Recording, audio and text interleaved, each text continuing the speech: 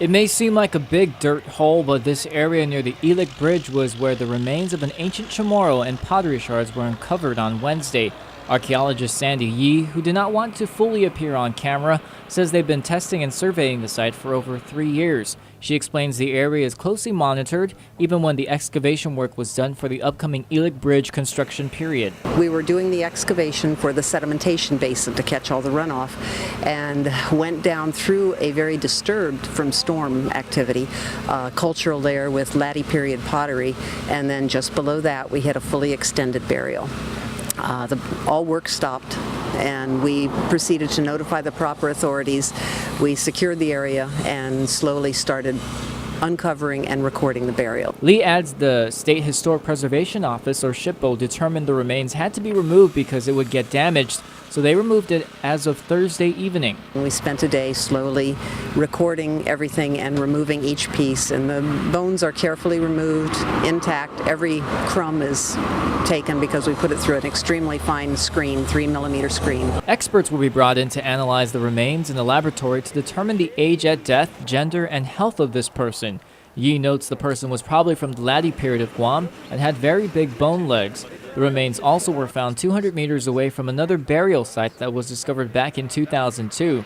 But the remains aren't the only concern with the Ylig Bridge area. Department of Agriculture biologist Jeff Kittigwa says he's concerned over the endangered Guam tree snail population next to the construction buffer zone.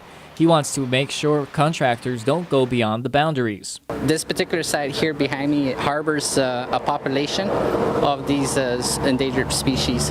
So right now what we're seeing that is an issue is the boundaries of where that 15 mark. Initially they, in pre-consultations, they identified a boundary of where a buffer area, where the clearing is going to be with the right-of-way, and then where the snails will be still intact. Department of Public Works Director Joanne Brown says she wants to make sure procedures are correct with SHPO to handle artifact discoveries.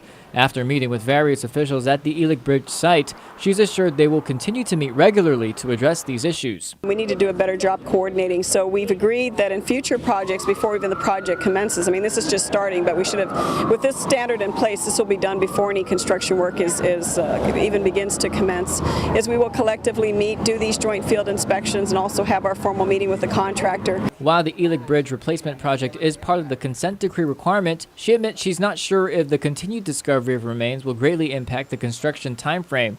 Brown just wants to make sure the history of the island is well respected on any construction site. That's the one thing we're waiting to find out. I mean, they just did the excavation this morning. This has been something that's been brought to light in the last couple of days. I mean, they will get back to us and they will let us know. Obviously, they may not have completed, it doesn't seem like they completed the excavation work, so I'm sure that we will get all that feedback and determination of what impact will happen or how much time will be delayed as a result of it.